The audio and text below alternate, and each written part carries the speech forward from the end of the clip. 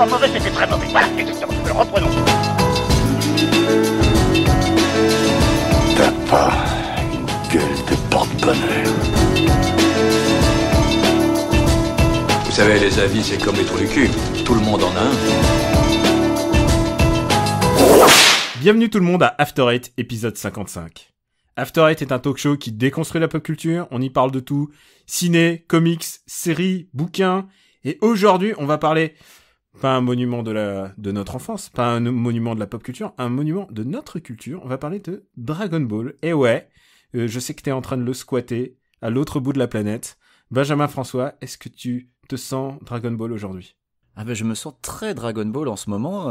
Salut Daniel, salut aux auditeurs, puisque oui, Dragon Ball Fighters est sorti et que depuis son annonce au dernier E3, tout le monde l'attendait avec impatience, tout le monde en rêvait, parce que faut bien l'avouer, les précédents jeux Dragon Ball, à chaque fois quand il y en avait un qui sortait, on se disait ah c'est comme le dessin animé, et puis quelques mois plus tard, on se rendait compte que bon c'était quand même pas comme le dessin animé. Mais alors celui-là va peut-être quand même faire date. Hein. Celui-là il est quand même. Et toi, est-ce que tu le squattes ? Alors, non, parce qu'il est sorti en même temps que Monster Hunter. Ah là là là là là là. Mais, quelle indignité, monsieur Andreev. Pour l'occasion, pour avoir un show de qualité, on a fait appel à une experte. Elle va ensuite répondre à toutes nos questions tout à l'heure. C'est Fédois Lamodière.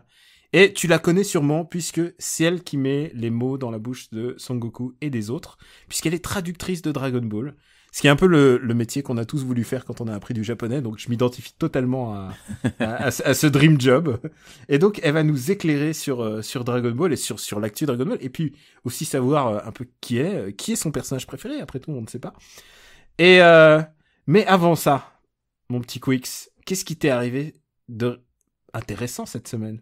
Ouais, alors je sais pas si ça va être super Dit-il passionnant. en posant sa bière. Ouais, voilà. Je suis en train de lire le fameux livre par lequel le scandale est arrivé, à savoir Fire and Fury, le livre de Michael Wolff sur la présidence de Donald Trump. Parce que oui, c'est mon sujet. Je sais qu'il y a des gens que ça énerve quand je parle de Donald Trump. Eh ben, c'est pas grave.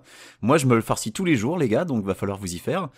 Donc Fire and Fury, c'est donc ce bouquin qui a été écrit par un journaliste entre guillemets infiltré à la Maison Blanche, puisque il était pas en planque là-bas, mais en gros il avait juste le pass pour rentrer, quoi. Mais voilà, il a réussi à obtenir des accès assez ouf juste en les demandant, et parce que à la base il avait dit qu'il voulait écrire un article peut-être un petit peu plus élogieux sur les 100 premiers jours de Trump à la Maison Blanche.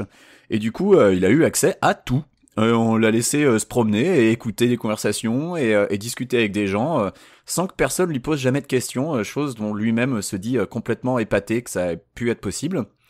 Alors, après, le journaliste en question, Michael Wolff, il a un peu la réputation de parfois enjoliver un peu ses écrits, histoire de faire un bon mot ou d'avoir un truc un peu plus percutant. Donc évidemment, tout ce qui est écrit dans Fire and Fury, je le prends avec une petite pincée de sel. Je me méfie énormément, donc tu vois, je le prends comme une fiction basée sur des éléments véridiques, et du coup, bah, c'est extrêmement distrayant, ça passe très bien, et je l'ai quasiment terminé, là, voilà, et donc, bah, je ne sais pas si une traduction française est prévue, puisqu'on va parler de traduction aujourd'hui, mais en tout cas, ça se lit très facilement, hein. Si jamais vous avez pas peur de l'anglais, vous pouvez y aller. Je sais qu'il a été en rupture de stock instantanée quand il est sorti. Moi, je l'avais précommandé, donc c'est comme ça que j'ai réussi à l'avoir. Mais après, il doit être dispo sur toute liseuse électronique. Le préco-game. Ouais, bah il y a des fois où il faut, tu vois. Là, celui-là, c'était. Mais ce que tu veux me dire, c'est que en fait, c'est un bouquin, c'est pas, tu le prends comme une sitcom en fait. Bah voilà, je le prends comme une fiction.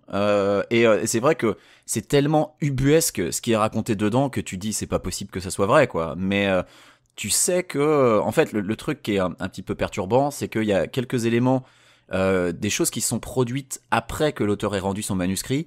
Il y a des éléments du livre qui les annonçaient, en fait. Donc tu te dis que, ouais, non, il y a quand même certainement énormément de trucs vrais là-dedans. Et bah oui, dans ce que ça raconte comment les collaborateurs proches de Trump se détestent entre eux, comment il voit Trump lui-même, comment lui vit à la Maison Blanche. Enfin, tu vois, il y a énormément d'éléments où tu te dis, bon, là, c'est peut-être un peu romancé, mais ça sonne vrai, quoi. Alors évidemment, c'est dur de savoir à 100%, mais c'est quand même super intéressant.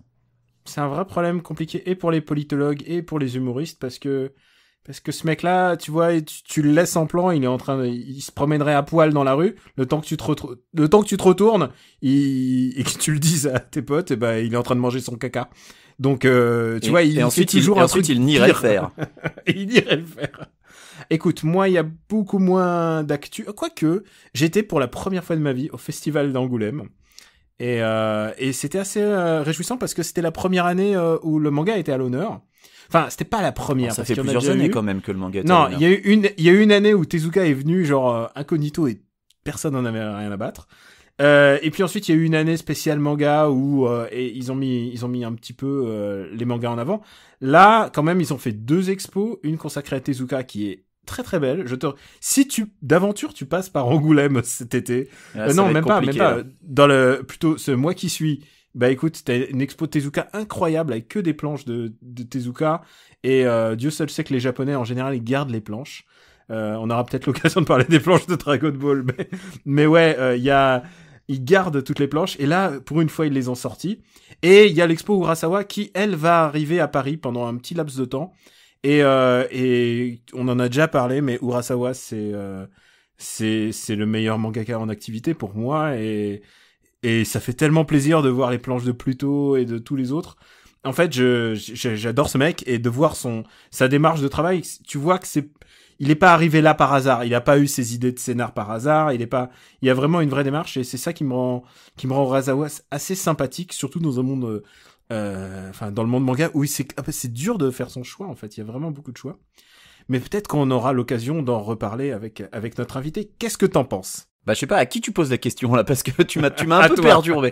À moi. Excuse-moi. Bah moi j'en pense que oui, on va pouvoir en parler avec nos invités. Moi Urasawa, j'aime beaucoup ce qu'il fait, mais j'ai quand même un tout petit problème, c'est que je trouve qu'il a du mal à finir ses histoires en fait. Mais bon, on en reparlera, je pense. J'en connais d'autres. Oui, c'est un truc un peu général.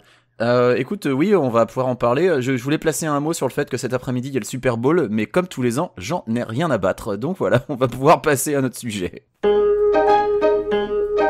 Mon seul problème, c'est que j'avais mis beaucoup de soin à mettre sur pied ce petit jeu combat Lane. Vous avez caché un plan bien huilé.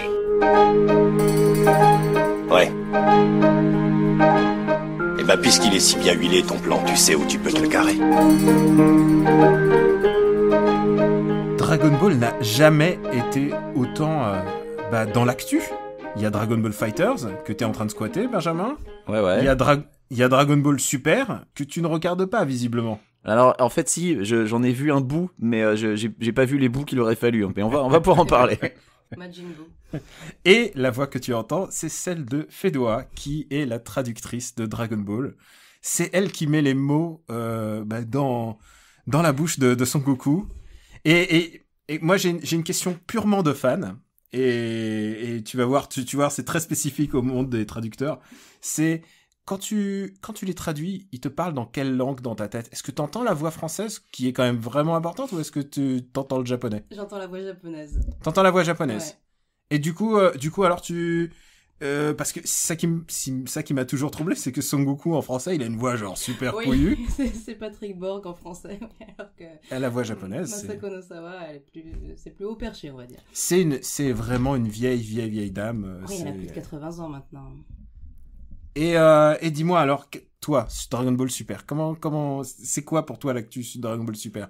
Alors, il y a Dragon Ball Super en animé et Dragon Ball Super en manga. Donc, je suis l'animé parce que je suis fan de Dragon Ball et puis voilà. Mais je travaille vraiment sur le support papier et j'ai tendance à préférer la version manga de cette suite. Et alors, la version manga pour nos auditeurs, en fait, c'est pour une fois, Toriyama a vraiment pris part au truc. Pour les deux, en fait. Là, ce qui se passe, c'est que Toriyama, il écrit la trame principale. Et ensuite il l'envoie et il y a le studio d'animation donc de la Toei qui va faire un scénario à partir de cette trame et le dessinateur du manga Toyotaro qui va faire son autre scénario de son côté. Donc c'est pour ça qu'on va pouvoir apprécier des différences entre les deux supports et voir quel est le traitement réservé à l'histoire et aux personnages par les deux équipes. Et comment tu pitcherais Dragon Ball Super à quelqu'un qui ne connaît pas encore Dragon Ball? Genre, je me dis, est-ce que c'est un bon moment pour est-ce que c'est un bon jumping point, comme on dit? Commencer par Dragon Ball Super, non, moi je conseillerais pas. Hein. Ouais, je pense que c'est une mauvaise idée, ouais.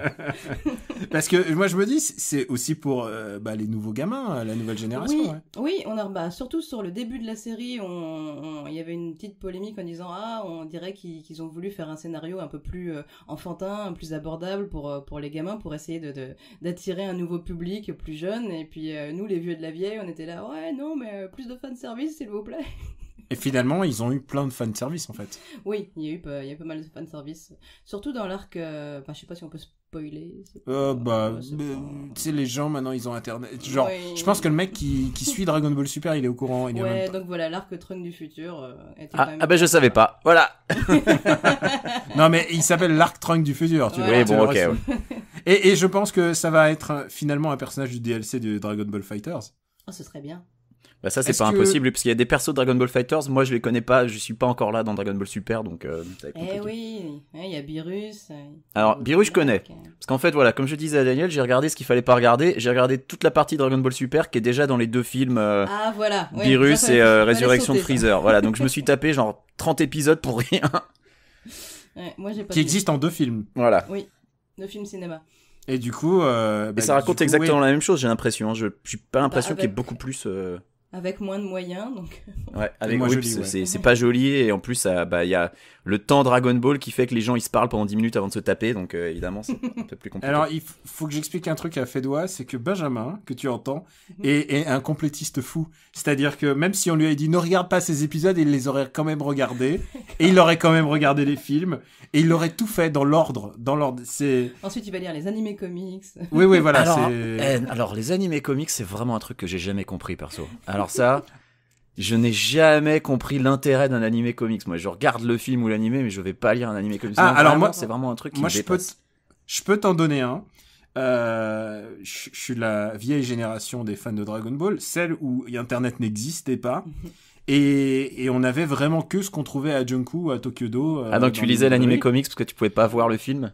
Et moi, quand je vois tout d'un coup, il y a un animé comics sur Badak, donc le père de Son Goku, je fais ouah putain, qu'est-ce que c'est que cette histoire? Ou alors Future Trunks qui était pas sorti pendant des années.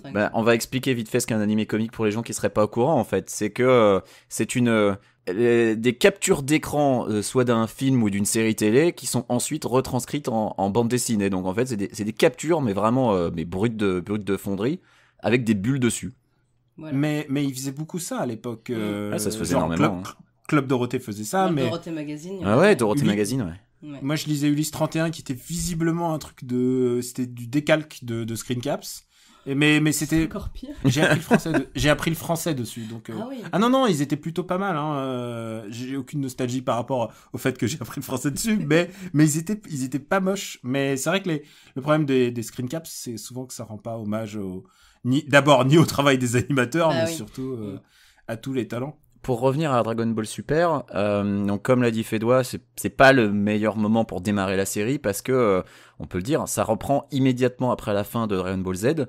Et moi la question que je me posais, et vu qu'on a des experts avec nous, c'est quid de Dragon Ball GT? Est-ce que c'est considéré comme canon encore ou est-ce que finalement ce truc-là on va l'oublier parce que personne n'a trouvé ça bien de toute façon? Alors la petite astuce, c'est que Dragon Ball Super commence après le combat contre Boo. C'est-à-dire, c'est pas vraiment à la fin de Dragon Ball, parce que il y a eu un time-lapse où ensuite, une fois qu'ils ont battu Boo, c'est 10 ans après, il y a encore un tournoi. Oui, à la toute fin de DBZ. Voilà, ça c'est la toute fin, et donc Dragon Ball GT se passe après la toute fin, mais Dragon Ball Super se passe entre le laps de temps de la fin du combat contre Boo et ce dernier tournoi. Donc il contredit pas Dragon Ball GT. Non, mais c'est ma question, c'est que ça se passe avant DBGT, du coup, Dragon Ball Super. Oui. Mais oui, c'est avant. Est-ce que ça va pas un peu contredire le truc parce que là, on peut le dire, on voit Vegeta et Son Goku qui ont des nouvelles transformations. Est-ce que ces trucs-là qui n'étaient finalement pas dans DBGT, est-ce que ça a encore un sens au final DBGT? Bah, c'est sûr que dans DBGT, on va pas voir les Super Saiyan divins, on va pas voir les Super Saiyan Blue. On va pas voir. Mais est-ce qu'on récupérait pas le meilleur de Dragon Ball GT, à savoir les singes Super Saiyan? Ah mon dieu. Parce que ça, c'était quand même un truc dont il faut parler. C'est que tout d'un coup, ils se transformaient en singes comme à la grande époque. La grande époque du premier Dragon Ball. Mais qu'ensuite, ils passaient Super Saiyan par-dessus le singe. Et ça, honnêtement, c'est aussi excitant que la planète des singes avec des Uzi, quoi. Ben, moi j'aimais bien. Je trouvais que c'était une bonne idée, ouais. Au niveau de Nawak, ça se posait là, quoi. Ah, et moi, j'ai une vraie question, c'est que vu qu'il y a des milliards de transformations, et tu sais quoi, en fait, si tu suis pas une semaine, tu risques de manquer une transformation tellement il y en a. Mais oui, mais c'est un peu ça. Non, mais genre, j'étais en week-end chez un ami, et puis il prenait ses Kellogg's en plus, c'était le fameux épisode qu'on a enregistré depuis New York. Et il me dit, viens, on va regarder Dragon Ball Super. Je dis, oh là, j'ai 20 épisodes de retard. Et ça tombait pile pendant un épisode où il y avait une nouvelle transformation. Oui, c'était bleu, je crois, à l'époque. Cheveux bleus, mais ouais. C'était mais bleu supérieur, quoi. C'était vraiment un truc. Ah, parce que depuis. C'est Super Saiyan, God Super Saiyan. C'est Voilà, de la débilité absolue. Non, mais du coup, est-ce que trop de transformations tue pas la transformation? Mais ils sont dans une. Enfin, j'ai l'impression qu'en ce moment, ils sont dans une optique où, justement, la nouvelle transformation de Goku, il est dans sa forme normale avec juste des yeux gris C'est tellement spécifique. Et je pense qu'il voudrait arrêter un petit peu la surenchère de couleur de cheveux et de longueur de cheveux à tire-larigot. Mais puisqu'on parle de longueur, moi j'adorais le Super Saiyan 3 avec les cheveux super longs. Tout le monde adore le Super Saiyan 3. Mais oui, et je suis très content que dans le jeu Gotenks soit en Super Saiyan 3 en permanence. Mais parce que c'est un nul. Mais non, il est très bien Gotenks. Il est mignon quand même. Vas-y, finis. Non mais c'est que dans DB Super, en fait, t'as le premier arc avec Beerus où Goku finalement a une transformation avec les cheveux rouges, et ensuite tu la vois plus jamais parce que dans le deuxième arc, il a les cheveux bleus maintenant, donc la rouge c'est fini, quoi, c'est terminé. On le revoit dans le manga, là. Justement, je trouve que le Super Saiyan God est bien utilisé dans la version papier. Dans la version papier, comment on voit la différence entre les cheveux jaunes, les cheveux bleus et les cheveux rouges? C'est un peu compliqué, faut bien observer. C'est des différentes trames, en fait. Tu sais, c'est comme quand il est passé Super Saiyajin 3, il avait perdu les sourcils. Tu vois, et genre, c'est à ce genre de détail que ça change. Ouais, mais il y avait les cheveux vachement longs aussi, c'était quand même plus facile à voir que les sourcils. Oui. Mais du coup, on a parlé de Gotenks, oui ou non, les pro Gotenks, les team Gotenks, là. Fais-toi, quel est ton personnage préféré? C'est le moment de te mouiller, c'est le moment de... bah ça, sans aucune hésitation, c'est Vegeta. Ah, c'est Vegeta? Ah oui. C'est vrai? Ah bah ça. Et alors, mais alors maintenant, il faut l'argumenter, pourquoi? Pourquoi? Mais parce que je l'aime à la folie, voilà pourquoi.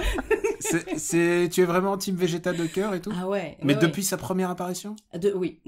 Disons que quand je l'ai vu apparaître sur l'écran la première fois, je suis tombée amoureuse de lui. Elle s'est dit, il génocide des gens, c'est mon personnage idéal. Oui, c'est ça, exactement. Oh, on peut pardonner. Mégatron aussi, il a tué beaucoup de gens, c'est pas grave. On peut pardonner Vegeta qui fait sauter une tribune entière lors d'un tournoi juste pour se battre contre Goku. Ouais, non, mais il est trop classe. La tribune a ressuscité, quoi. Non, mais puis en termes d'évolution de personnage, je trouve que Vegeta, c'est quand même... Il a un frère qui est intéressant. Ah non, par contre, le frère, on va pas en parler. De quoi? On va pas parler du frère, c'est pas la peine. Du frère de Vegeta? Table, ouais, non. Ah, oula, ouais, oula, oui, là, on en a perdu beaucoup de gens. Là, vous partez trop loin, là, ouais. Mais il a un vrai arc de narratif, puisque il commence, c'est vraiment un enfoiré, c'est un prince déchu, et après, il devient père, en fait. Mais ça reste un enfoiré, par contre. Hein. Alors, il est quand même très sympa avec sa famille, moi, je veux pas dire. Alors, ça, c'est un vrai débat. Qui est le meilleur père, Vegeta ou Son Goku? Mais Son Goku est un horrible père. On est d'accord. Non, Vegeta est un meilleur père. Il y a un vrai problème moral dans cette série où Son Goku, plutôt que d'élever son fils qui va naître, il dit non, laissez-moi mort. Dans quelle autre série ça pourrait arriver? Mais le meilleur père de la série, c'est Piccolo, de toute façon. Hein. Y a pas photo, tu cherches pas. Meilleur père. Alors, c'est le meilleur père et la meilleure mère. Bah oui, puisqu'ils n'ont pas de genre, les Namek, ouais, c'est vrai. Quicks, allez, maintenant, balance ton personnage préféré. Là, je sens que ça va être Yajirobe. Non, c'est pas Chaozu non plus. Mon personnage préféré, je pense que ça va être Gohan, mais en guerrier intergalactique, et j'ai hâte qu'on ait la skin dans DB Fighters. Parce que moi, ce que j'aime dans Dragon Ball, c'est quand c'est débile, et c'est quand c'est drôle. Et si tu veux, moi, les passages où ça montre les difficultés à Gohan de s'adapter au monde normal, c'est peut-être ce que j'aime le mieux dans la série. Moi, les 30 transformations avec les bastons à n'en plus finir, ça me fatigue.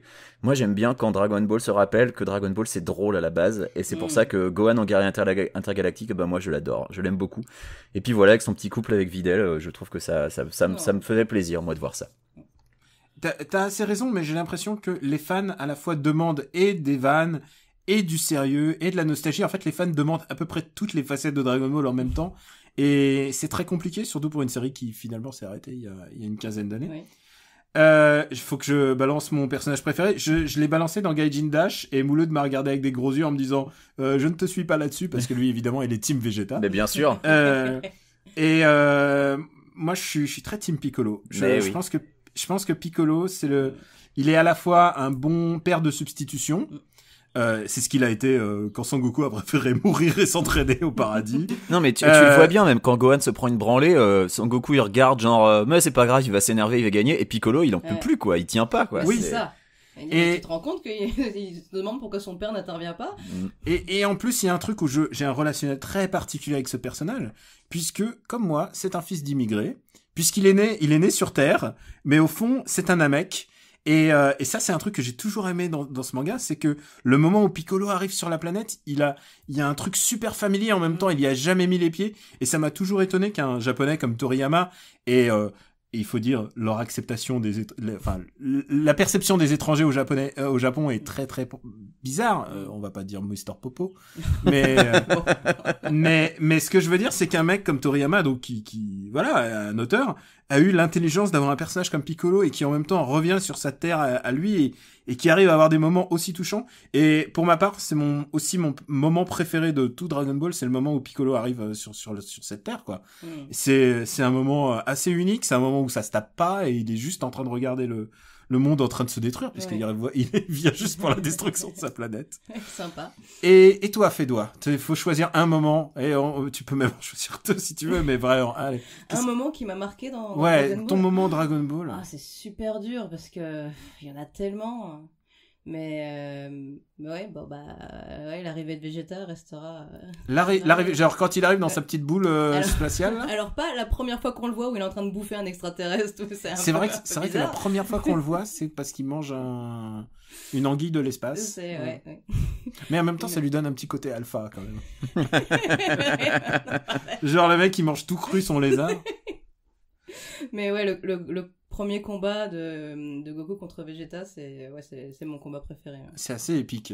Et en plus, ils s'y mettent ils s'y mettent à 4. Il y a Piccolo. Mais oui, c'est un moment vraiment dramatique où tous les amis sont en train de mourir les uns après les autres. Goku ne revient pas. Je suis en train de penser à Yamcha qui meurt. En fait... non, évidemment, Yamcha PLS. Hein. Mais c'est ça, c'est le moment où en fait les personnages principaux deviennent tellement démesurément forts que les persos secondaires, genre Yamcha ou Tenshinhan, ils sont là pour la déco, quoi. Et Piccolo va devenir la même chose. C'est qu'ils sont là pour aider un peu. Genre dans DB Super, au moment où Freezer revient, tu les vois, ils sont tous mais en galère totale en attendant que Vegeta et Son Goku reviennent. Ouais. Ça m'a fait plaisir de les voir, mais tu dis, ils tiennent pas 3 secondes, quoi. C'est complètement malheureux parce qu'ils servent plus à rien, les pauvres. C'est moins crédible. C'est un problème, c'est que cette série, ils ont du mal à gérer les sidekicks. Tout le monde devient un peu le sidekick d'un autre. Comment gérer même Sangohan qui est immensément fort et en même temps il n'arrive pas à rattraper son père. Il s'entraîne plus, donc il est plus fort du tout, donc il se fait laminer. C'est un peu malheureux. Mais j'ai pas dit mon moment préféré en fait, même si balance. Mais j'ai un peu suggéré que les moments que j'aime bien, moi, c'est les moments qui sont rigolos. Donc évidemment que j'ai adoré les épisodes où tu vois Gohan au lycée qui galère, qui essaye de préserver son identité secrète et tout, qui joue au baseball et le match de baseball et à hurler de rire parce qu'il saute 15 mètres de haut pour récupérer une balle et il reste en l'air et il fait ah merde, c'est vrai, les autres ils savent pas faire ça. Enfin ça m'a fait marrer. Mais mon moment préféré, je crois, et c'est un moment qui n'est pas dans le manga, c'est un truc inédit qui est dans l'animé. C'est un filler, tu veux dire? C'est un filler, c'est quand Mr. Satan et ses disciples vont se battre contre Cell lors des Cell Games. Ils sont tellement bêtes. Et ça me fait hurler de rire, et je crois que c'est mon épisode préféré de toute la série, et parce qu'il y a un passage vraiment en particulier qui est extraordinaire. C'est que bon, déjà, ses disciples se font rétam. Là, Mr. Satan monte sur le ring, se jette sur Cell. Cell lui met une gifle, le propulse mais genre à l'horizon, et tu le vois, il va droit sur une espèce de petite montagne, et dans DBZ t'as tellement l'habitude que la montagne explose, sauf que là ça fait plonk et la montagne est intacte, tu vois Satan qui tombe. Et là, j'ai pleuré de rire, j'en pouvais plus, quoi. C'était mon moment préféré dans le jeu vidéo. Je m'y attendais tellement pas. Ouais. Oui. Mais je m'y attendais tellement pas à ce que la montagne résiste et que ça fasse juste plonk et qu'il tombe. J'en ai pleuré de rire, voilà. Et ça, je me souviendrai toute ma vie de cet épisode pour ça. C'est vrai que Dragon Ball, c'est aussi un monde de filler assez intéressant et c'est ce qu'ils essayent de faire dans Dragon Ball Super. Ils rajoutent des petits éléments, des petits épisodes comme ça. Le mien restera à jamais Son Goku et Piccolo qui passent leur permis de conduire. Ah, celui-là. Et genre, putain. C'est d'un niveau Walt Disney Goof Troop, quoi. Et moi, ça me fait penser à Dr. Slump dans l'esprit, en fait. Ouais, c'est un peu ça, ouais. Et on a fait un peu le tour des personnages et tout ça, mais est-ce que toi, Dragon Ball Fighters, est-ce que tu y as touché? Est-ce que tu as envie d'y jouer? Trop peu. J'ai dû faire 2 parties, donc c'est pas beaucoup, mais... Et tes gamins, ils sont pas encore en âge de... Ah, bah, ma grande fille a 6 ans, elle pourrait, hein, malheureusement, elle s'intéresse plus à des trucs moins intéressants. Oh merde, les Lego, fais chier. Non, elle est sur Don't Starve, c'est un autre jeu, c'est bien aussi. C'est très bien, Don't Starve. Ouais. Très bon jeu. Oui. Ah, j'ai pas joué, pardon. C'est un jeu de survie, bref. Et ouais, bah, j'ai tellement de boulot que j'ai pas encore réussi vraiment à me faire des bonnes soirées Dragon Ball Fighters, mais je n'attends que ça parce qu'il est magnifique, c'est tellement, enfin, c'est hyper satisfaisant de voir que les développeurs du jeu sont fans de l'animé et du manga eux-mêmes, et on peut vraiment recréer des scènes entières de l'animé où vraiment c'est très fidèle. Au point où il y a des passages qui sont vraiment décalqués du mais manga. c'est ça. On peut refaire la mort de Yamcha par Nappa. Et on peut la faire à l'envers aussi. Voilà, on peut faire la mort de Nappa. Alors oui, c'est les dramatic finish. Alors je vous avouerai que j'ai passé, je dois être à une 15aine d'heures sur le jeu. J'ai toujours pas réussi à en avoir un seul. Je ne sais pas comment on les sort, les dramatic finish, mais je ne désespère pas. Hein. Bah, il doit avoir des YouTube qui t'expliquent. C'est ça qui est assez cool avec Dragon Ball, c'est qu'il y a tout un coup un engouement, il y a des YouTubeurs qui font des tutos, les gens ont tous envie d'y jouer en fait. Il y a bon après, moi c'est à cause de Monster Hunter, je répète, mais le truc c'est que tout le monde a envie d'y jouer, enfin tous ceux qui ont le temps d'y jouer en tout cas ont envie. Il y a vraiment un engouement et ça fait plaisir et je me demande quelle va être l'après en fait. Parce que Dragon Ball Super va s'interrompre, la série, normalement. Oui, la série télé, normalement, prend fin au mois de mars. Ça dit pas... Manga... Voilà, le manga, on sait pas, peut-être qu'il va continuer. Peut-être que le manga va prendre de l'avance par rapport à la série animée. T'en as peut-être pour 10 ans encore. J'aimerais bien. Ah ouais. Ah bah ouais, tu m'étonnes, c'est Dragon Ball en fait, tu peux pas... Ah mais Dragon Ball, c'est quand il y en a plus, il y en a encore. Moi j'ai commencé à travailler sur Dragon Ball en 2002 et je n'ai pas discontinué jusqu'à maintenant 2018. Ah, c'était ma prochaine question en fait. Toi, Fédois, tu as commencé à travailler sur Dragon Ball en fait à quelle époque? Alors tu dis en 2002, ça représente quel moment dans la série? Il y a eu une première traduction, en fait, toute la série, tout le manga a été traduit, et ensuite, plusieurs années après, j'ai refait une traduction depuis le début, qui est sortie en 2003. C'était une édition que Glénat a appelée édition de luxe, qui est sortie par 2 en coffret. Ah oui, d'accord, avec les couvertures japonaises. Voilà, c'était celle-là, ouais, d'accord. Et donc maintenant, c'est le sens de lecture japonais et tout ça. Et donc du coup, alors, il y a une vraie question que je me pose, c'est est-ce que tu essayes de respecter un petit peu la VF qui a déjà été faite en animé, ou est-ce que tu es full japonais, c'est-à-dire c'est Kamesen Nin? Étant donné que c'était une retraduction, je voyais pas l'intérêt de proposer ce qui avait déjà été fait auparavant. Et c'est vrai que la plupart des noms avaient été repris de la version Club Dorothée. Et je voulais proposer au lecteur une version vraiment plus proche du texte original et de la version japonaise. Donc c'est vrai que j'ai laissé pas mal de termes en japonais, comme Essenin notamment. Voilà. Mais c'est à mon avis, c'est le bon choix en fait, parce que tu peux faire Étoile et Tortue Géniale si ça les amuse. Oui, c'est ce que je dis toujours, hein, on peut remplacer dans sa tête. Oui, j'ai un faible pour le nom Tortue Géniale, moi je trouvais ça cool comme nom. Moi, je trouvais important de garder le Kame dans Kame Sennin parce que ça explique Kamehameha, ça explique Kame House. Et puis il y a un autre truc, c'est que la version française a été faite un peu à la légère. Ils étaient jamais d'accord sur Kamehameha. Je me souviens que Kamehameha était un vrai problème puisqu'il vague déferlante, lumière infinie. Et ils étaient jamais d'accord. C'était assez dommage. Mais ça devait être sans doute des équipes différentes en fonction. Oui, mais c'est toujours des équipes différentes qui traduisent les épisodes de l'animé. Ouais.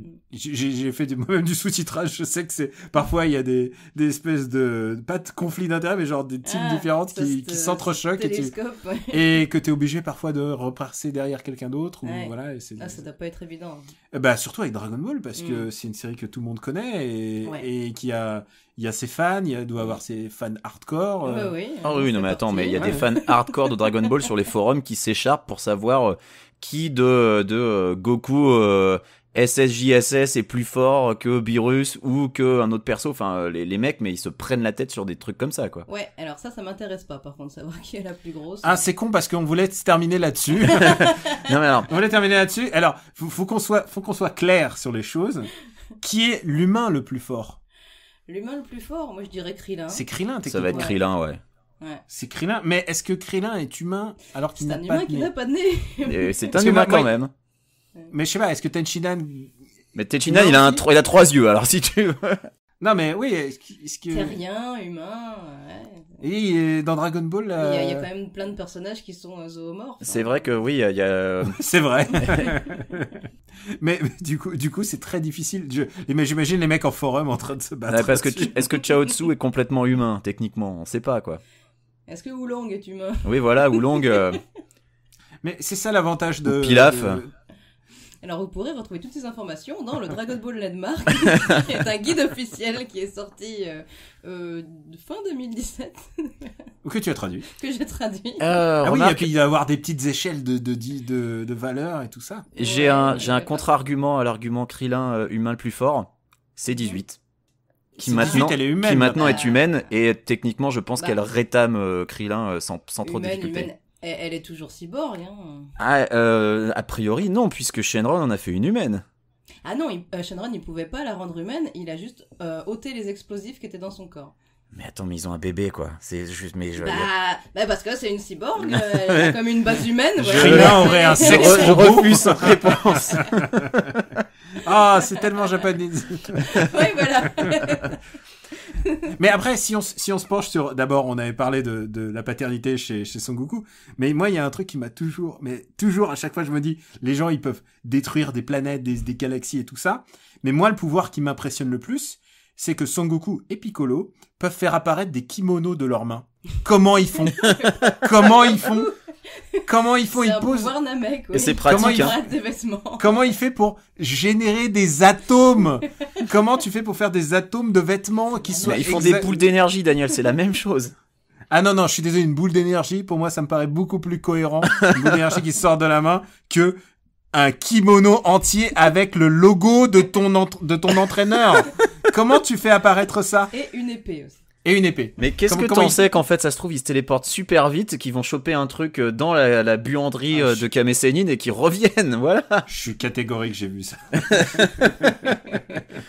Non mais puisqu'on parlait des comparaisons de pouvoir, moi, un des trucs qui m'avait, avant que ça se généralise, qui m'avait surpris, c'était à l'époque où Dragon Ball venait de sortir aux USA. Et c'est sorti aux USA genre 15 ans après nous, enfin ils s'y sont mis vraiment super tard. Mais quand ils en sont arrivés à DBZ, il y avait les débats sur Usenet à l'époque qui rageaient, c'était qui est le plus fort entre Son Goku et Superman. Et je me disais, mais les gars, mais pourquoi vous avez pas une vie plutôt? Pourquoi vous posez des questions pareilles? À quoi ça sert de se poser des questions pareilles? Eh bien, nous avons avec nous un spécialiste de Dragon Ball et de Superman, Daniel Andreev. Qui est le plus fort entre Son Goku et Superman? Superman, ça dépend de quelle époque, parce que à une époque, c'est quand même un gars qui prenait ses bains dans le soleil. Et ça, je pense que Son Goku pourrait pas le faire. Et puis ensuite, vu que ses vêtements étaient cramés, il fallait qu'il se les régénère, donc c'est compliqué. Comme Son Goku, tu vois. Non, mais littéralement, il tirait sa puissance dans le soleil. Son Goku, il a quand même un gros avantage, c'est qu'il est pote avec Dieu. Oui, c'est qu'à chaque fois qu'il meurt, il ressuscite, donc il est tranquille, en fait. Avec tous les dieux. Oui, en plus, c'est une guilde de dieux. Il y a une CGT des dieux et tout. C'est ça le truc de Dragon Ball Super, c'est qu'il y a toute une assoce. Il y a le dieu du Nord, le dieu du Sud, et ensuite il y a le dieu de la Galaxie 1, dieu de la Galaxie 2. Et en fait, Dragon Ball, ce qui s'est passé avec Dragon Ball Super, c'est que ça s'est DC Universisé. Il y a des mondes parallèles, il y a des Goku méchants, il y a des machins. C'est vraiment, c'est le DC Universe, en fait, ce qui se passe. Ce qui manque à Dragon Ball, c'est Flash, en fait. C'est un mec qui explique pourquoi on peut aller d'un univers à l'autre. On n'a pas parlé de doublage, par exemple. Tu voulais parler de la bonne voix des personnages. Ah oui. Bah ouais, on a parlé rapidement de la voix de Son Goku, mais alors les autres, par exemple, qu'est-ce qu'il y a des voix qui vous ont marqué dans Dragon Ball? Pas forcément en VF, hein, mais... Ah, tu veux dire une phrase, une punchline Ou alors juste un timbre de voix, un acteur, quelque chose en particulier, quoi. Moi, quand j'ai découvert la voix originale de Vegeta, ça m'a fait un choc. Comment il s'appelle le... Il s'appelle Ryo Horikawa. Ah, c'est du Horikawa, et c'est pas lui qui fait... C'est pas lui qui fait Andromède non. Non, il me semble pas. Ah, je sais ce qu'il fait. Il fait un mec dans Gundam. Alors évidemment, ils ont tous fait un mec dans Gundam, je vais dire. Mais ce serait, je crois, genre Gundam 083. Je crois que c'était un truc comme ça. D'accord, je connais que Gundam Wing, je suis désolé. Excusez-moi. Mais donc ça t'a fait un choc en bien, en mal En bien, parce que bon, alors j'ai beaucoup de respect pour Eric Legrand. À qui j'ai bu un café un jour. qui fait son travail de manière très professionnelle, mais on voit qu'au début, il pensait certainement que c'était un personnage qui resterait pas, Vegeta, et il en a fait nier. Voilà, il en a fait une voix un peu ridicule, qu'il a été obligé de conserver jusqu'à la fin. et voilà, c'était un petit peu le nabo qui parle du nez. Non mais il est petit, Vegeta aussi. Ah oui, il est petit, bon. Il fait une tête de moins que Goku, hein. J'aime les personnages petits parce que... J'aime les personnages petits aussi. Parce que ça leur donne... Non, mais ça leur donne du caractère, en fait. Oui. Le fan club de Krillin, on vous a vu, là. Hein. Non, mais Wolverine n'aurait jamais été Wolverine s'il était grand, en fait. Et dès que c'est devenu Hugh Jackman, qui faisait 2 têtes de plus que tout le monde, c'est moins Wolverine pour moi, quoi. Vrai. Donc, team personnage petit. Et toi, Benjamin, est-ce que t'as une punchline moi, en fait, j'avoue, j'aime bien la voix VF de Mr. Satan. En fait, j'aime beaucoup Mr. Satan. C'est devenu mon avatar dans les lobbies dans Dragon Ball Fighters parce que c'est un perso qui est complètement pété, quoi. Il est super prétentieux. Il est peut-être fort en arts martiaux à son niveau, mais par rapport aux enjeux dans Dragon Ball, il est complètement ridicule. Et puis voilà, quoi. Il est imbu de lui-même, mais dans le même temps, il se rend bien compte à un moment que il a pas le niveau. Et voilà, ça me fait mourir de rire, ces petites manigances quand il paye ses 18 pour qu'elle le laisse gagner le tournoi ou des trucs comme ça. Voilà, moi j'aime bien ce personnage un peu veule. Moi je veux Christian Clavier qui joue Mister Satan dans le film live Dragon Ball. Et c'est quand même grâce à lui que Goku réussit à faire le Genki Dama. Oui, voilà. Mais bien sûr, ce mec a sauvé l'univers. Il sauve l'univers et il devient pote avec Majin Buu. Voilà, c'est merveilleux. Moi je trouve formidable. Non, ce mec a sauvé l'univers. Pour ma part, alors il y a un truc, c'est que j'ai quand même une affection pour Brigitte Lecordier. Je trouve qu'elle fait un travail remarquable. Et il y a un truc que je trouve absolument fou et genre aujourd'hui ça serait impossible, c'est de doubler ton personnage en rajoutant derrière comme punchline la musique du générique qui fait ta-na-na-na-na. Oui. Et genre ah oui. Genre, what the fuck? Genre, à un moment, on lui a dit, tiens, c'est une bonne idée. Et elle l'a fait quand même. Et je trouve que, du coup, ça donne une espèce de... Alors, c'est pas du tout académique. Non, et puis c'était dans Dragon Ball tout court, sur le moment avec le nuage magique. Mais sinon, est-ce que dans DBZ, on l'entend? Je crois pas. Oui, Gohan, il le fait aussi. Gohan, il le fait. Ouais. Ah. Mais surtout, elle est et alors, débat, mais je la trouve vraiment meilleure en Gohan qu'en Goku parce que je trouve que, au fur et à mesure des années, elle est devenue vraiment mieux pour le faire et elle a vraiment, je trouve qu'elle est vraiment super pour faire les... Bon, après, Gohan a grandi, ce petit con, et du coup, c'était plus elle. Mais tu sais que Gohan... il est qui est bon. Gohan, époque pré-Namek, j'étais pas fan, en fait. Je sais pas, j'avais un truc qui me bloquait, alors que maintenant, c'est devenu mon perso préféré, mais... Je sais pas. Sérieux? Ouais. Le moment où son père décide de l'entraîner dans la chambre et qui lui dit, OK, t'as été trop gâté, maintenant, on va jouer sérieux et tout. Déjà pas le père de l'année, mais Goku, c'est le pire père de tout Dragon Ball, non mais vraiment. Et ensuite il lui balance une boule de feu qui genre même le père de Freezer, c'est un meilleur père, sans déconner. Le père de Freezer est meilleur père que Goku. Mais bien sûr. Au moins il accompagne son fils pour se venger. Mais ouais. Ouais, genre c'est lui qui t'a fait du mal. Allez, j'arrive.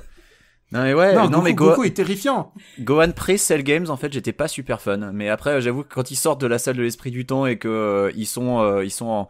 Tu vois, tu les vois avec les cheveux jaunes, mais genre apaisés, tranquilles, là, tu fais, ok, bon, ils vont tout défoncer. Et ouais, c'est pour ça que je suis content, hein, il y a ce Gohan-là est dans Dragon Ball Fighters. Et comment dire, un de ses super coups, c'est le Kamehameha avec l'esprit de Goku derrière, et j'avoue que ça claque. Hein. Quand tu le sors, c'est plutôt chouette. Ah, ça me donne envie d'y jouer, là, quand tu dis ça. Bah ouais, mais il y a Monster Hunter. Et prends-le sur Steam, on pourra y jouer comme ça, Daniel. Puisqu'il faut le dire, le jeu n'est pas crossplay, donc on peut pas jouer. J'ai pas de manette pour... Bah, achète un stick arcade. Ah là, c'est que du budget, tu me demandes, c'est n'importe quoi. Mais oui, il faut donc le préciser, le jeu n'est pas crossplay, donc on peut pas jouer entre PS4 et PC, c'est l'un ou l'autre. Et moi je l'ai sur PC et toi je crois que tu l'as sur PS4, donc c'est mort. Et puis je suis sûr que papa va l'acheter sur Xbox et là on est foutu. Bon, est-ce qu'on passerait pas à nos recos? Eh ben Dragon Ball Super. Non, c'est de ce côté qu'il faut regarder. Oyez, sa papaya. Ça vous dirait un ice cream avec mon ami et moi? Casse-toi, sale gominé.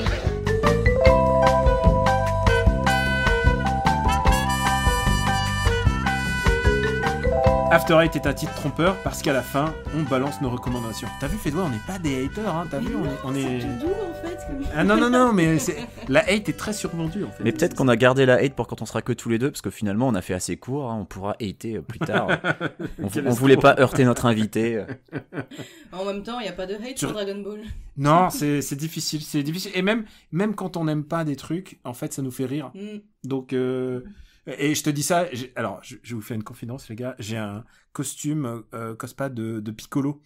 J'ai genre pour les déguisements pour le carnaval, j'ai un vrai j'ai le vrai déguisement, tu vois. Et bah tu vas nous le mettre après. Non, je le sors que pour les grandes occasions. Daniel, il y a une grande occasion au mois de mai, je compte sur toi. Ouais. Il faut que le Patreon atteigne 20 €. Fédois, je suis sûr que tu as quelque chose à nous recommander. Et en fait, ta recommandation est presque ton actu. Vas-y, oui, c'est ça. Raconte-nous. Alors, il s'agit du deuxième guide officiel de Dragon Ball qui va sortir donc après le Dragon Ball Landmark. Celui-ci, il va sortir le 4 avril, il me semble. Ça s'appelle Dragon Ball Forever. Et autant le Dragon Ball Landmark couvrait l'histoire depuis l'enfance de Goku jusqu'à l'arc Freezer, autant là, bah, c'est toute la fin. Donc, l'arrivée de Trunks jusqu'à Majin Buu. Et on retrouve plein d'infos exclusives, les origines des noms des personnages, tu vois, des trucs comme ça. C'est très dense, très, très textu, mais du coup, il y a plein d'infos. Ah, mais c'est cool, j'adore ce genre de truc. C'est vrai qu'on en a pas parlé, mais les noms des personnages, quelque part, des fois, on se dit Toriyama, il a ouvert le dictionnaire au pif et puis il a pris un mot, quoi. C'est assez... Alors qu'ils sont tous très logiques, en fait. Voilà, ah oui, il y a une cohérence, oui. Plein de jeux de mots dans tous les sens et en fait, c'est très, très réfléchi. Benjamin, je suis sûr que tu as une belle reco à nous faire. Oui, j'ai une recommandation. C'est un film qui sort, je crois, ce mois de février en France et qui est sorti au mois de décembre aux USA, mais que j'ai vu donc il y a quelques jours. Et je pense que en fait, il est diffusé. Il est encore diffusé. Voilà, j'y arrivé parce que il a été nommé dans plusieurs catégories pour dans les diverses cérémonies de remise de prix. C'est I, Tonya. Qui est un film qui donc raconte la vie de Tonya Harding. Alors pour les gens qui ont à peu près notre âge, Tonya Harding c'est un nom qui doit rappeler quelques souvenirs. Et puis pour les plus jeunes, ça ne va pas forcément dire grand-chose. Eh bien, Tonya Harding, il faut savoir que c'est une patineuse artistique américaine qui a participé aux Jeux Olympiques d'Albertville en 92 et de Lillehammer en 94. Et Tonya Harding, elle est tristement célèbre, tristement entre guillemets, puisque elle était complice d'une agression sur une de ses rivales, à savoir Nancy Kerrigan, qui est elle aussi une patineuse artistique américaine. Et en fait, le film retrace un peu la vie de Tonya Harding et les événements qui ont fait qu'on en est arrivé à cette agression. Alors le film est un peu critiqué de par la presse orégonienne, puisque Tonya Harding est originaire de Portland dans l'Oregon, parce que le film dépeindrait une Tonya un peu trop innocente. En fait, ce qu'explique le film, c'est que globalement, elle était pas forcément au courant de tout ce qui allait se passer. Elle, dans son esprit, c'est son mec, voilà, c'est son mec. Ah. Et encore pire, c'est le meilleur pote de son mec qui aurait complètement mal géré et les événements auraient dégénéré. A priori, dans la réalité, son mec était quand même bien au courant de ce qui allait se passer. Mais bref, le film raconte donc comment elle a été élevée par une mère acariâtre qui, mine de rien, lui a payé ses leçons de patinage, mais parce que elle voulait voir sa fille devenir une grande championne, mais derrière ne lui manifestait pas tellement d'amour, que son père les a abandonnés quand elle était gamine, que elle s'est mariée avec le premier mec qu'elle a rencontré et qui ensuite était violent. donc qu'il la frappait régulièrement, qu'elle se retrouvait à devoir être serveuse pour pouvoir continuer à vivre et dans le même temps faire ses entraînements de patinage artistique. Donc Tonya Harding, si tu veux, c'était un peu la meuf qui s'est battue toute sa vie pour en arriver là où elle en était, parce que à côté de ça, on lui reprochait que ses costumes quand elle faisait du patinage étaient pas assez stylés parce qu'elle les cousait elle-même, si tu veux, et donc elle se tapait des sales notes à cause de ça, parce que les juges, il y a une scène très très marquante dans le film où un juge lui dit carrément que la technique ne fait pas tout, et que le patinage t'es aussi noté sur ton apparence, et ça évidemment c'est quelque chose qu'elle a eu beaucoup de mal à accepter. Et donc, elle a continué à batailler pour arriver jusqu'au sommet, et arriver au sommet, manque de chance, non pas manque de chance, puisque c'était prémédité. Arrivée au sommet, elle malheureusement a été complice de cette agression, et donc Nancy Kerrigan s'est fait matraquer le genou en sortant d'un entraînement. Et l'objectif avoué était évidemment de briser sa carrière et de l'empêcher d'être compétitrice à Lillehammer. Et voilà, le film retrace ça, et donc la principale critique qui est faite par la presse locale, c'est que le film est beaucoup trop gentil avec Tonya elle-même, en la présentant un peu comme une victime, alors que dans la réalité c'est peut-être pas le cas. Mais le film reste très bon, et notamment grâce à l'interprétation des personnages. Il y a Sebastian Stan, donc on le rappelle, qui est le Winter Soldier, qui est Bucky dans les films Marvel, oui, qui est complètement méconnaissable dans ce film puisqu'il interprète l'ex-mari de Tonya Harding, Jeff Gillooly. Il a une moustache complètement improbable, il y a eu une blague dessus au début du film. C'est Margot Robbie qui interprète Tonya Harding. Alors là-dessus, j'avais quelques petites réserves au début, parce que Tonya Harding, justement, elle était présentée comme l'antithèse de Nancy Kerrigan, parce que Nancy Kerrigan, c'est la petite fiancée de l'Amérique, c'était la petite fille modèle, elle était jolie, elle avait tout pour elle, que Tonya Harding, c'était la redneck qui était pas très jolie et qui a fait du batailler. Je trouvais que Margot Robbie, justement, dans le rôle, elle faisait un peu bizarre, mais ils ont bien géré pour l'enlaidir au plus qu'ils ont pu. Alors, elle reste quand même très belle, hein, ça reste Margot Robbie malgré tout, mais elle est très bien dans le rôle, elle l'interprète superbement, et puis voilà, celle qui est la plus impériale, c'est Allison Janney qui joue sa mère, et elle est extraordinaire, elle vole l'écran à chaque fois que tu la vois à l'image, elle est fantastique. Donc voilà, l'interprétation des personnages, l'écriture, c'est drôle, c'est poignant. Et voilà, même si ça prend peut-être quelques entorses avec la réalité, mais dans le même temps, le film est raconté par ses protagonistes. Donc on sait dès le début que c'est pas forcément des narrateurs très fiables, si tu veux. Donc qu'il y a des chances que ce qu'on voit ne soit pas entièrement la réalité. Et ben ça reste un excellent film. Donc voilà, moi je lui ai mis 5,9, 5,9, 5,9, 5,9. C'est un excellent film, je le recommande. Merci pour ton Rashomon au pays du patinage artistique. Du patinage artistique. Pour ma part, je me suis penché depuis quelques semaines déjà sur Teenage Mutant Ninja Turtles, dont on avait parlé une fois lors du crossover Batman, et qui m'avait bien plu. Et en fait, IDW édite depuis 2011 maintenant les comics des Tortues Ninja. Ils ont récupéré la licence, et c'est coécrit par un des créateurs originels, donc Kevin Eastman. Et c'est vraiment chouette. Ce qui est intéressant, c'est qu'ils ont réussi à trouver des twists intéressants pour expliquer mieux les origines. Ça s'adresse pas vraiment aux gamins, c'est plutôt à destination d'ados, je dirais.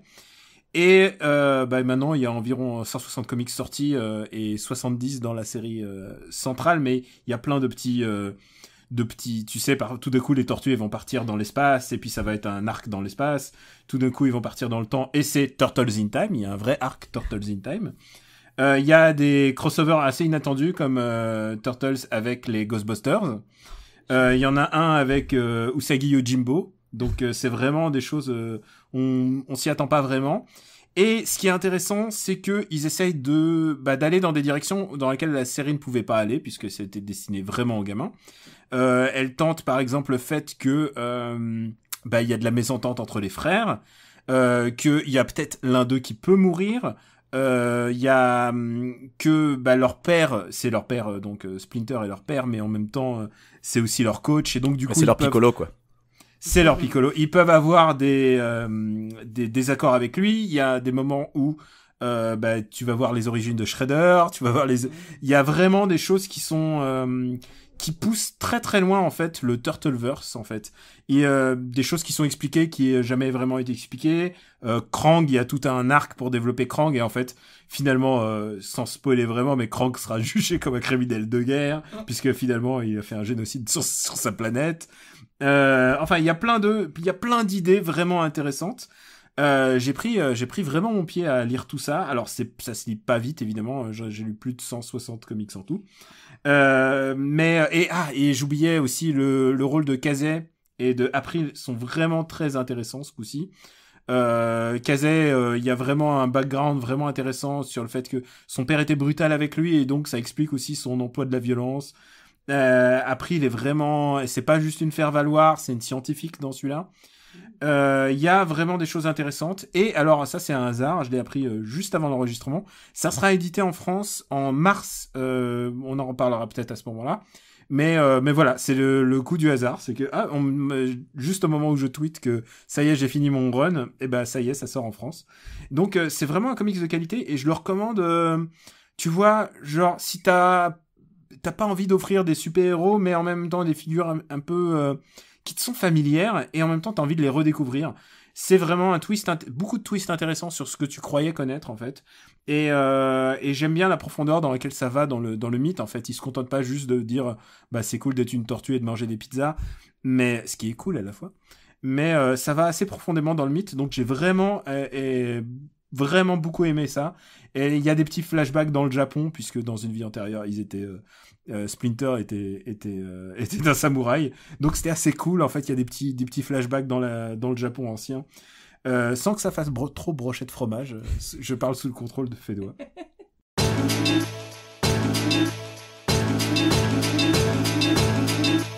Et bah voilà, c'est fini pour cet épisode.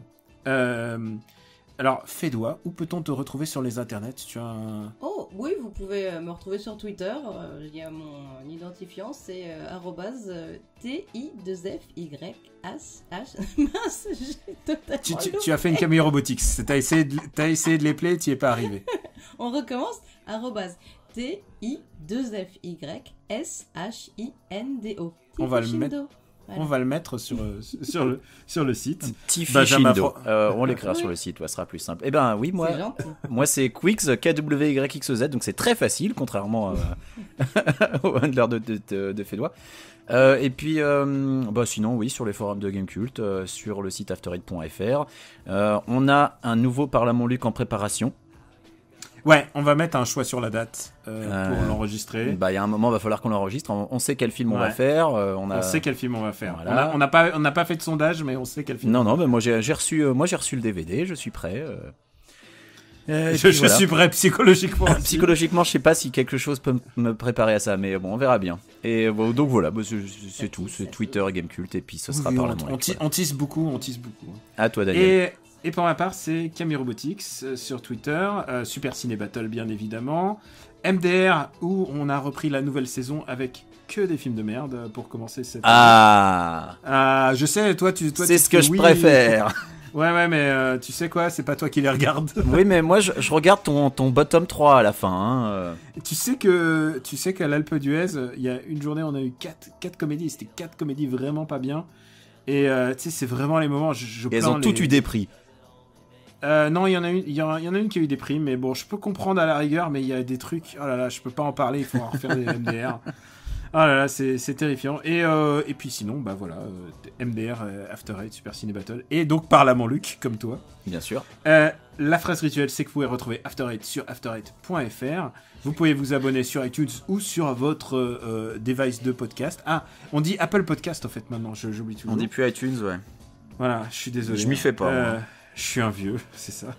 Et on met aussi gentiment l'épisode sur YouTube au moment où ça sort. Je crois qu'on a tout dit. On remercie Fédois d'avoir gentiment participé. Fédois. Merci à vous. D'avoir apporté sa caution morale et scientifique sur Dragon Ball. Voilà, c'est ça. Très scientifique. Non, mais on rigole pas avec Dragon Ball. Hein. Non.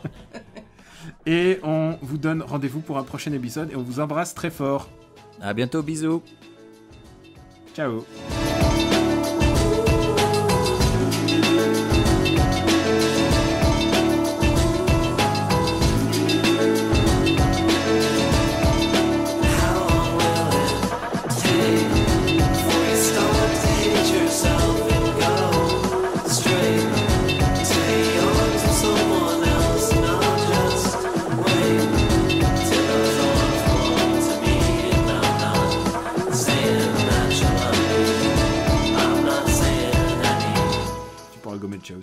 moi je le laisserai. Alors, je me dis un truc, c'est que on a fait super court pour le sujet principal et on n'a pas du tout parlé des autres jeux vidéo Dragon Ball et je pense qu'on aurait pu en parler. Genre, est-ce qu'il y en a un que vous avez particulièrement aimé? Est-ce qu'il y en a un sur lequel vous avez passé beaucoup de temps? On peut le balancer en bonus, ça va les gens, pour les gens méritants. Ouais. Fédois, quel est ton jeu Dragon Ball de cœur?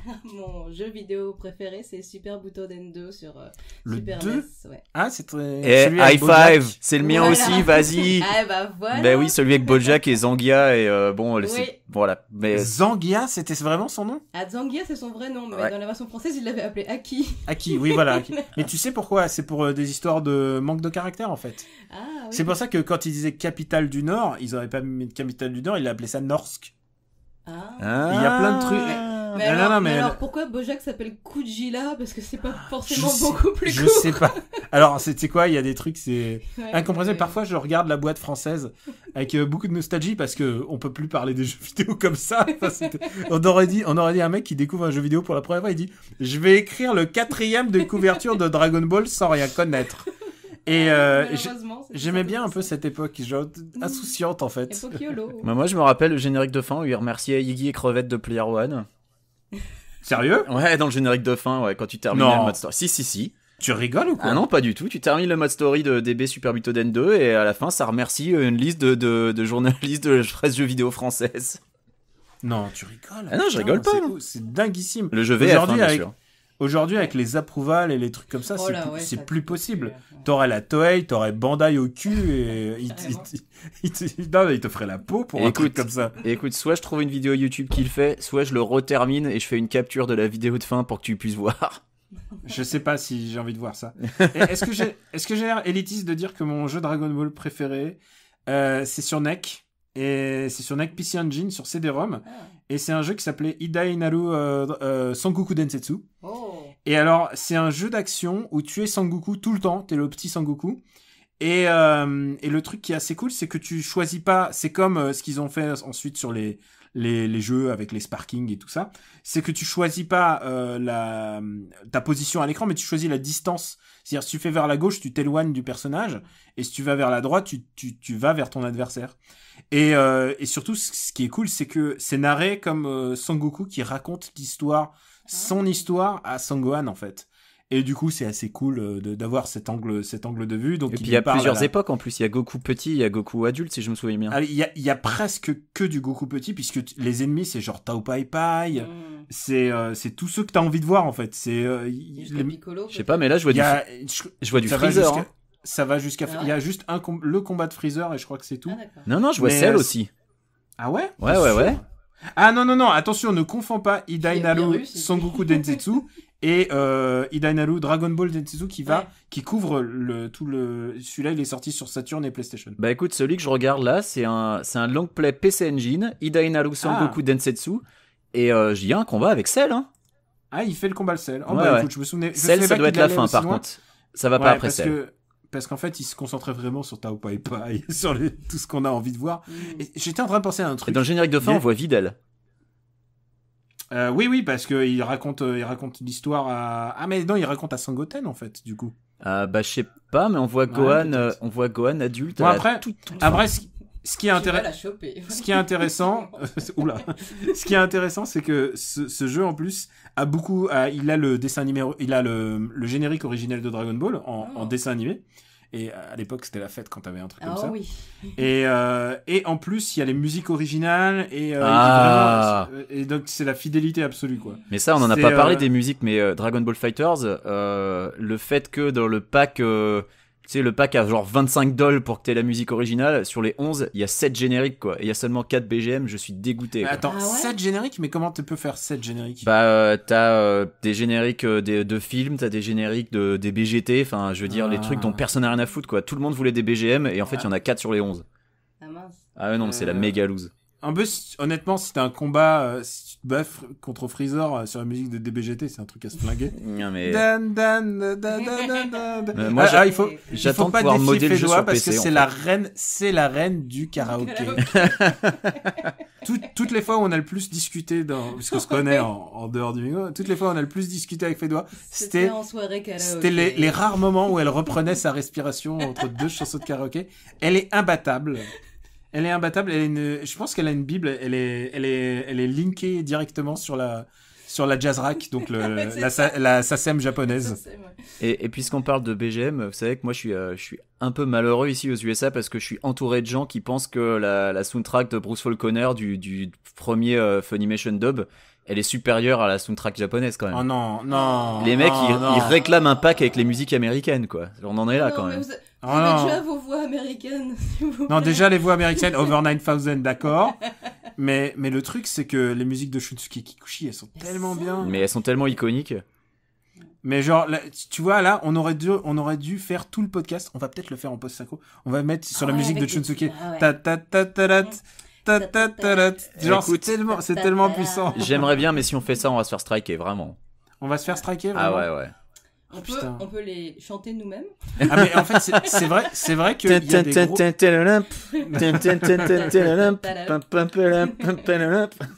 Putain, on pourrait faire un podcast entier avec que des musiques genre Senseiya chanté à la basse. Tu sais que point. Tu te rappelles Daniel qu'à une époque on participait tous les deux à un autre podcast où je faisais des blind tests de musique de jeux vidéo bruité à la bouche. C'est vrai. Ça devait être génial. C'était génial. C'était introuvable, mais c'était... C'est comme ça qu'on s'est rencontrés. Non, on se connaissait déjà, mais c'est vrai. C'était le premier podcast auquel on participait ensemble. Ouais, mais jamais dans le même podcast. Il y en a peut-être eu un où on était ensemble, ouais. Sinon les autres, ouais, on alternait. Mais du coup, en fait, on devrait faire des blind tests de Dragon Ball et mais doublé à la bouche. Et je n'empêche que je recommande le PC Engine Long Play Dragon Ball Z Idainaru Sengoku Densetsu. Je vous ai envoyé le lien là, comme ça on pourra le mettre dans le post. Putain, c'est pour de la PC Engine, c'est génial quoi. C'est incroyable, on est d'accord. Oh là là, mais j'aurais eu ça étant gamin, j'aurais non fou, mais quoi. Je te dis, je me souviens du jour où j'ai acheté 400 francs. Par contre, je me dis quand genre je l'ai mis dans ma neck et je l'ai encore là. Ouais. Parlant pas japonais, je sais pas si ça va être très jouable, quoique ça a l'air d'être beaucoup de baston quand même. Non, c'est quand même de la baston et balance. Mais tu vois, comparé à toutes ces adaptations, comparé à Ken le Survivant qui est le Ken le Survivant adapté en digital comics de combat, c'est nul. Bah, quasiment tous les jeux Ken le Survivant, si tu parlais pas japonais, c'était pas trop jouable quoi. Alors que là, celui-là, il faut que je vous dise un truc, ça peut faire rigoler les gens. Mais c'est peut-être un truc que j'ai raconté à Gachi Dash lors de spécial Dragon Ball. Je m'en excuse. J'ai joué à Dragon Ball Super Saiyajin Densetsu, donc le premier RPG sur Super Famicom. Ouais, je m'en rappelle. Et j'avais une cartouche buggée. Et ce qui se passait, c'est que une fois arrivé sur Namek, mes personnages étaient surpuissants. Personne ne me faisait plus de 1 ou 2 de dégâts. Et donc d'abord, j'ai fini le jeu c'est Chaos qui a buté Freezer. C'est grandiose. Non, c'est Chaos qui a donné le coup fatal à Freezer. Et surtout, j'étais pas devenu Super Saiyajin parce que pour devenir Super Saiyajin, il fallait que un de tes personnages meure. Ah oui. Et si aucun de tes personnages meurt, et ben pas de Super Saiyajin. Donc j'étais pas transformé en Super Saiyajin, donc je butais Freezer. Donc j'avais pas la fin où Vegeta revient en Super Saiyajin pour te battre encore une fois. Ah merde. Ouais. Et du coup, je l'ai refait une fois en vrai avec une vraie cartouche. C'était un jeu de cartes en fait, c'est les cartes je un peu cardass. Voilà. Mais il y a eu des jeux de cartes Dragon Ball sur Game Boy aussi qui étaient moi les graphismes je les trouvais cool, mais d'ailleurs c'était des jeux de cartes quoi. J'y pense puisque tu viens d'acheter une Wiimote si je ne m'abuse, Quix. Et je viens de racheter une Wiimote parce que les piles ont coulé dans la précédente. Essaye le Dragon Ball sur Wii, il est extraordinaire. Mais c'est vraiment c'est pas Tenkaichi. C'est un plateforme. Non, c'est un platform game. C'est un jeu de plateforme. Parce qu'il y a eu un Tenkaichi sur Wii. Hein. Oui, mais ça, on s'en bat les steaks. Il y en a eu des milliards. Non, le truc, il y a un Dragon Ball, un jeu de plateforme, et il est vraiment très, très, très, très beau. Parce que moi, il y avait Boule à Poire qui m'avait offert un Dragon Ball sur DS, je crois. C'est bien. Ouais. Boule à Poire nous offre toujours les bons jeux. Ouais, moi en fait, j'ai pas trop accroché. C'est un Zelda-like, mais je me suis vite ennuyé sur ce. On arrête ce podcast, c'est fini. Comment il s'appelait ce jeu, Dragon Ball ? Ah, le Zelda-like. Ouais. Oui, mais c'était fait par des Américains. C'était fait par Infogrames, je crois même. Ouais, mais je crois que c'était fait par des Américains. Ouais, je crois que c'était une licence et ils en ont fait 3 de ce truc. Alors, je sais plus comment ça s'appelait sur DS. Il y en a eu 3, il me semble qu'il y en avait eu 2, mais... Attends, je vais retrouver le nom, mais ouais, je me suis vite ennuyé, en fait. Donc, du coup, j'ai un peu lâché l'affaire. Allez, je vois Goku Densetsu. Ouais, je crois que c'est celui-là. C'est ça. Édité par Atari. Ouais, je crois que c'est celui-là. Ouais, c'est ça. Et j'ai fait le 2, moi. Ah oui, il y en a eu 3. Putain, mais ils ont fait... Ah putain, mais regarde-moi ce titre. Excusez-nous, c'est pas du tout visuel, mais en même temps, on est dans le bonus, on s'en fout. Harukanaru Densetsu, mais regarde, on dirait l'affiche là, la typo, on dirait Sushi Tanoshi, quoi. Dragon Ball Origins 2, c'est celui que j'ai fait. Ah, d'accord. Et c'est... Il y a Legacy of Goku aussi. Ouais. Oh là là, qu'est-ce que c'est vilain. Et donc c'est Diesutsu Totsugeki Redo Ribbon Gun. Ah d'accord, ok, je vois. Mon très japonais bien. est super au point. Hein. Densetsu Totsugeki Red Ribbon Gun. Voilà. Tu l'as en version mieux. Bah écoute, faudra inviter Boulapoire pour le remercier de tous ces jeux qu'il nous a Écoute, offerts. je leur remercie de m'avoir offert ce jeu, mais j'ai pas du tout accroché en fait. Je me suis ennuyé, mais super vite. Mais je crois qu'il t'a trollé, hein. Peut-être. Mais attends, je vois les screenshots, je suis en train encore de me demander si c'était vraiment celui-là. Oh non, il y en a vraiment des moches. Bon, je crois qu'on a fait le topo sur tous les jeux. Là, les gens, ils ont leur bonus, ils sont contents. Ah, c'est bien, on a un beau bonus. Merci Fédois. Mais merci à vous. Merci Fédois.